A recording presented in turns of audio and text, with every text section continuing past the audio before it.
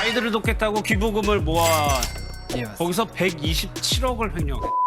더 기빙 플래지라는 단어 들어보셨나요? 2010년 8월 빌 게이츠 마이크로소프트 회장과 버핏 버크셔 해서웨이 워런 버핏 회장이 재산 400만 원을 약속하면서 시작된 자발적 기부 운동입니다. 이후 페이스북 창업자인 마크 저커버그, 테슬라 최고 경영자인 일론 머스크, 영화 감독인 조지 루커스, 오라클 회장 레리 앨리스, 전 뉴욕시장 마이클 블룸버그 등이 이 운동에 동참하였습니다. 이 운동은 법적인 구속력을 가지고 있진 않지만 모임의 회원들 간 약속과 선언을 통해 이루어진다고 합니다. 또한 신청자의 재산 형성 과정에서부터 진정성에 대한 심층 인터뷰, 평판 조회 등 까다로운 자격 심사를 거치는 것으로 유명하다는데요. 이런 더 기빙 플래지에 참여하기 위해서는 자산이 무려 10억 달러, 1조 1천억 원 이상이면서 재산의 절반 이상을 사회에 기부한다고 약속해야 합니다. 이제까지 워런 버핏의 평생 기부액은 515억 달러, 약 68조, 빌 게이츠의 평생 기부액은 384억 달러, 약 51조, 조지 소로스 평생 기부액 184억 달러, 약 24조 3천억 원으로 정말 어마어마한 양의 기부액을 기록하고 있습니다. 이 외에도 미국의 많은 부자들은 자신의 재산을 사회에 환원하여 더 좋은 세상을 만들어가는 데에 동참하고 있습니다. 그런데 이에 반해 한국의 기부 문화 수준은 글로벌 최하위권으로 조사되었습니다. 각국의 기부 문화 수준을 나타내는 세계 기부 지수에서 최근 10년간 한국의 순위는 2011년 57위에서 2022년 88위로 대폭 하락하였다는데요. 반면 중국은 같은 기간 140위에서 49위로 급격히 상승하여 한국의 기부 지수가 중국보다도 낮아지게 되었습니다.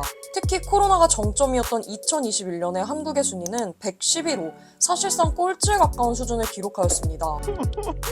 이러한 데이터를 보며 한국도 기부 활성화를 위해 세제 지원 확대, 공인 법인 규제 개선 등을 추진해야 한다는 지적들이 나왔는데요. 이 수치를 보니 우리나라도 정말 분발해야 할 것 같다는 생각이 드네요. 이렇게 낮은 기부지수 성적을 기록하고 있긴 하지만 좋은 소식도 있습니다. 한국도 더 기빙 플래지에 참여하는 기업가들이 생기고 있다는 사실 알고 계셨나요? 더 기빙 플래지는 2021년 배달의 민족 창업자인 김봉진, 우아한 형제들 의장 부부를 회원으로 인정했고 이들 부부의 서약서를 공개하였습니다.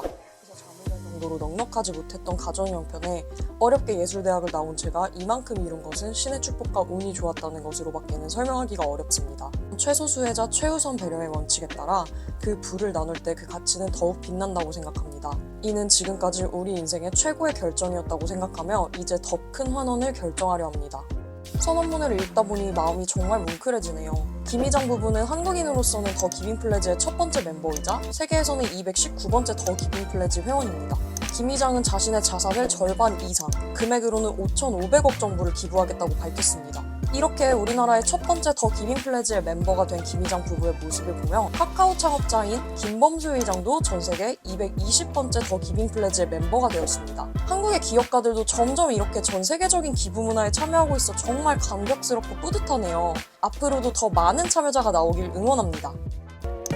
지금 영상을 보시는 분들 중 이렇게 몇 조, 몇 천억을 기부하는 부자들을 보며 나랑은 완전 다른 세상 얘기네. 돈이 저렇게 많으니까 기부를 하지. 나도 저 정도 돈 있으면 기부한다. 라고 생각하시는 분들이 왜 있으시죠? 이번에는 꼭 이렇게 부자가 아니어도 한평생 김밥을 팔아 모은 전 재산을 기부하신 박춘자 할머니를 소개해보려고 합니다. 할머니는 6억 5천만 원이라는 고액을 통 크게 기부하여 초록우산 어린이재단의 고액 기부자로 선정되어 이전에 청와대 행사까지 참석하였는데요. 이뿐만이 아니라 월세집 보증금의 일부였던 2천만 원까지 기부하며 총 6억 5천만 원의 큰 돈을 아낌없이 사회에 소외된 약자들을 위해 내놓았습니다. 청와대 행사에서 할머니는 자신의 어린 시절을 회상하며 이야기를 해주었는데요. 할머니는 10살 때부터 매일 아침 경성역에서 일본 순사의 눈을 피해 김밥을 팔기 시작했는데 그렇게 번 돈으로 먹을 것을 사 먹었다고 해요. 먹을 것을 사 먹는 순간 너무나 행복하고 좋아서 남들에게도 이런 기쁨을 주고 싶었다며 기부를 시작한 배경을 설명해 주었습니다.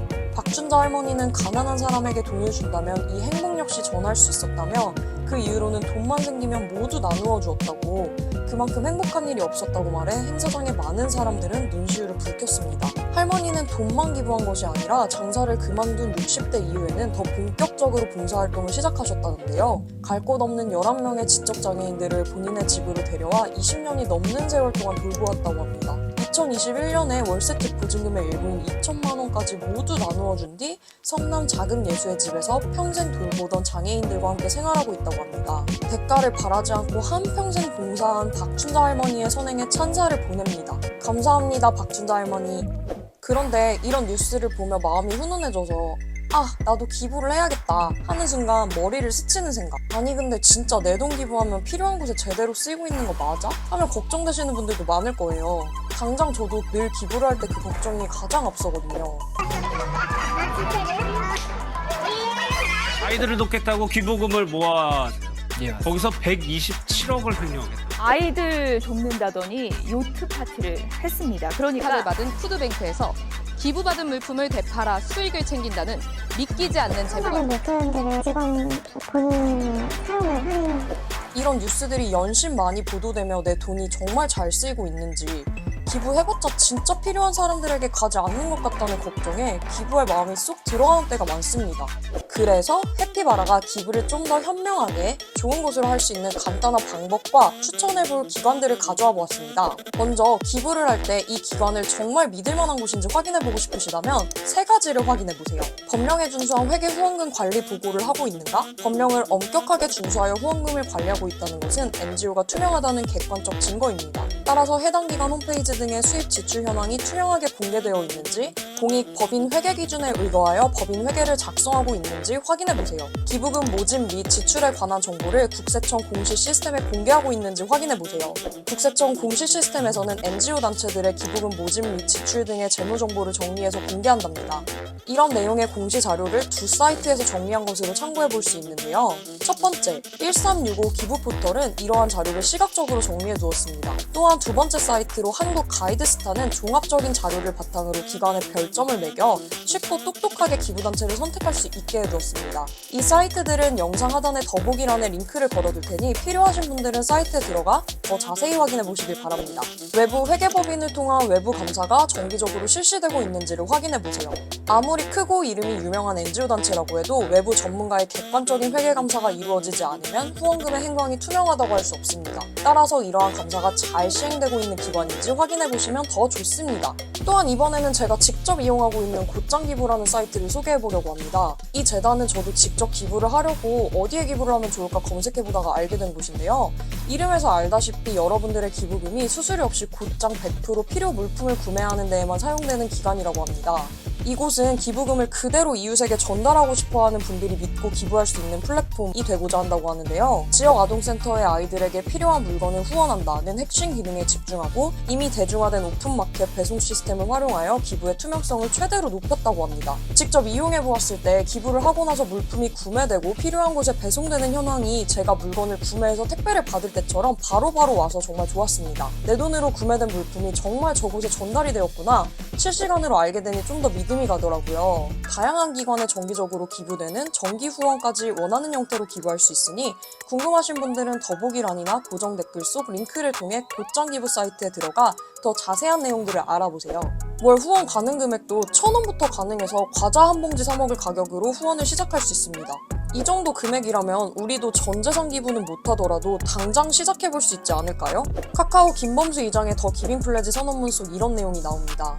목표했던 부를 얻고 난 뒤 인생의 방향을 잃고 한동안 방황해야 했으나 무엇이 성공인가? 라는 시를 접한 뒤 앞으로의 삶의 방향타를 잡을 수 있었다. 여러분들에게도 이 시의 내용을 꼭 소개하고 싶어 가지고 와보았습니다. 자주 그리고 많이 웃는 것, 현명한 사람들에게 칭송받고 아이들의 애정을 얻는 것, 정직한 비평가에게 찬사를 듣고 잘못된 친구의 배신을 인내하는 것, 아름다운 것에 감사할 줄 알고 남에게서 가장 좋은 장점을 발견하는 것, 건강한 아이를 낳든지 한 뼘의 정원을 가꾸든지 사회 환경을 개선하든지 조금이라도 더 나은 세상을 만들고 떠나는 것, 한때 이 땅에 살았다는 것으로 인해 단 한 사람이라도 살기 수월했다는 것을 깨닫는 것, 이것이 진정 성공이다. 이러한 인생을 사시는 구독자 여러분 되시기를 응원합니다. 해피바라와 함께해요. 오늘 영상도 시청해주셔서 감사합니다.